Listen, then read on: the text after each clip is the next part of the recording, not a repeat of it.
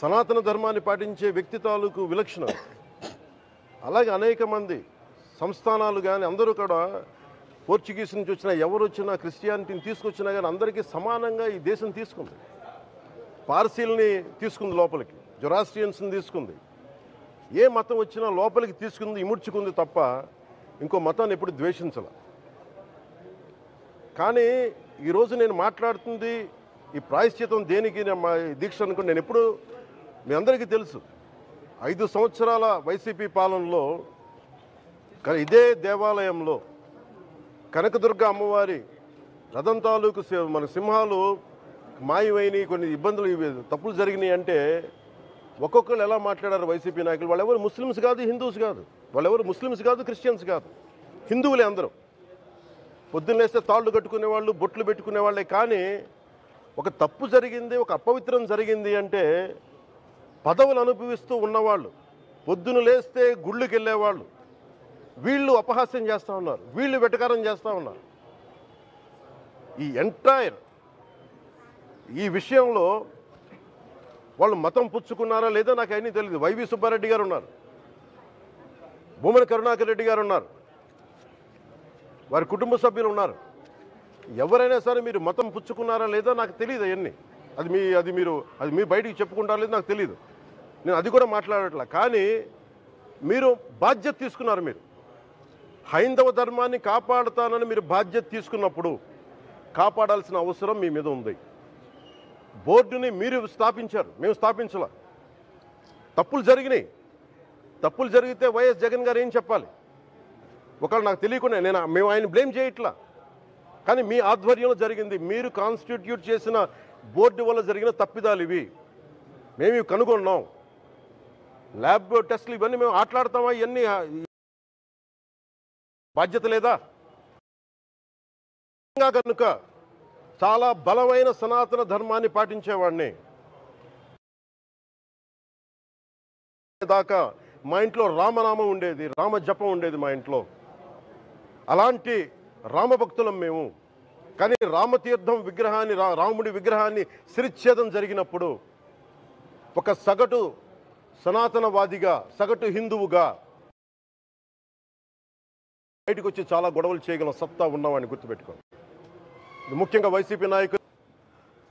సనాతన ధర్మ రక్షణ board is order of the day. ప్రతిసారి కూర్చోబెట్టి మేము డిఫెండ్ చేసుకోలేం. ఇది ప్రతి సగటు హిందువు తాలూకు ధర్మం. ఇదే ఇస్లాం మీద దాడి జరిగితే ఎంతమంది బయటకు వస్తారు, ఎంతమంది నిరసన తెలియజేస్తారు, రోడ్ల మీదకి రమ్మని చెప్పట్లా. కనీసం మీకు కోపం కూడా రాకపోతే మేము ఏం చేస్తాం? గుడికి వెళ్ళే ప్రతి హిందువు బాధ్యత కాదా ఇది? నా ఒక్కరి బాధ్యతైనా, మా బాధ్యతైనా మీది కాదా? ధర్మాన్ని మీరు పరిరక్షించరాదు, మీ బాధ్యత కాదా?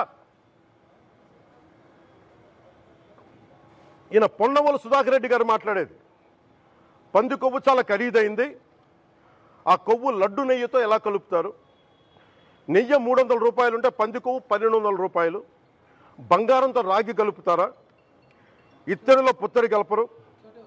చెంబు తయారులో ఎవరైనా బంగారం కలుపుతారా?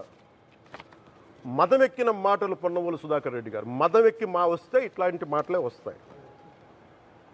మీరు నా మీద కోర్టులో కేసులు వేసుకుంటారో ఏమి చేసుకుంటారో చెప్తా. మీరు ఏజీపీలు కదా, మీ దగ్గర వేల కోట్ల డబ్బులు ఉన్నాయి కదా, వేసుకోండి కోర్టులో, చెప్పండి.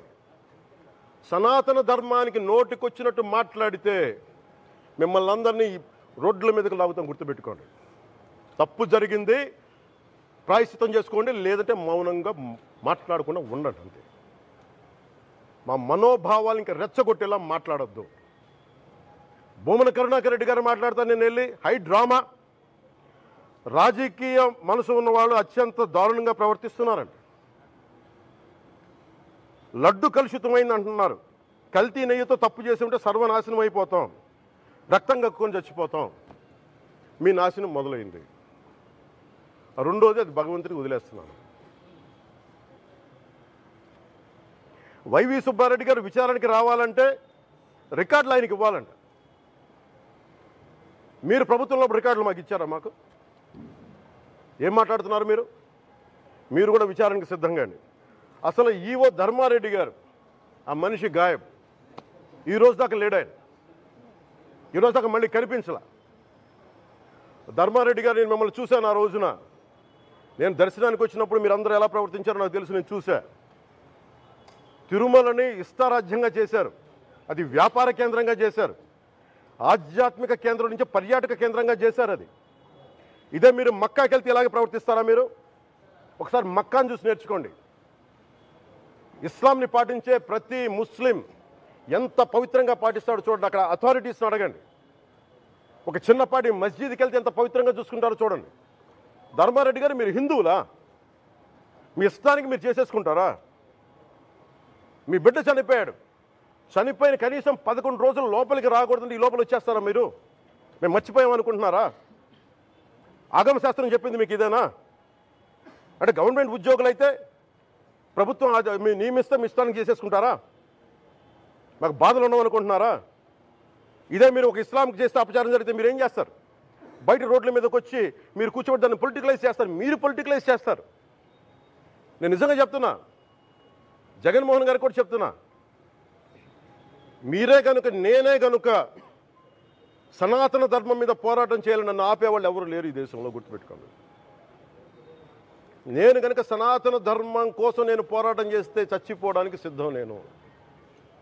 కానీ నేను అక్కడి దాకా తీసుకెళ్ళిన విషయాలు, దానికి నిదర్శనమే రాముల వారి విగ్రహం శిరిచ్ఛేదం జరిగినప్పుడు ఒక్క మాట మాట్లాడకుండా చెప్పి కూర్చున్నాను.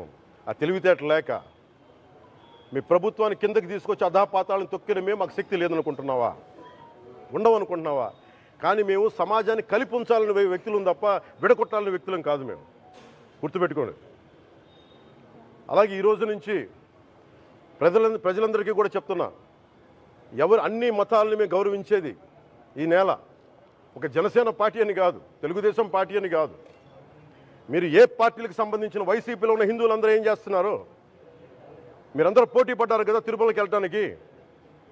మీరు మర్చిపోయారు, ఇందులో ఈ పాపం మీకు కూడా వస్తుంది, ఈ పాపం మీకు కూడా తగులుద్ది. మీ మౌనం కూడా మొత్తం జాగ్రత్త, తరాలు నాశనం అయిపోతాయి. మీ మౌనం మంచిది కాదు. ఇది ఒక వెంకటేశ్వరుడికి జరిగింది కాదు, భగవంతుడికి, నిరాకారుడు, ఆయనకి ఇవేం పట్టవు. మనం నమ్ముకొని ఆయనకి వెళ్తున్నది, మనకి బాధ్యత ఇది. ఇంకా ప్రతి ఒక్కరు దీన్ని గుర్తుపెట్టుకోండి. చేతులెత్తి వేడుకుంటున్నాను. సగటు హిందూ, మీరు సినిమా టికెట్లకు వెళ్ళిపోతారు అభిమానులు అందరూ. మీరెవరు హిందువులు లేరా? సినిమా టికెట్ల కోసం చించుకుంటారు. సినిమాని మీరు కూర్చోడానికి మీరు మొత్తం మాట్లాడతారు. అందరిని అడుగుతున్నా, మొత్తం భారతదేశపు యావత్తు ఉన్న సినిమా అభిమానులను అడుగుతున్నా, మీరందరూ హిందువులే కదా, అత్యధికులు హిందువులే కదా?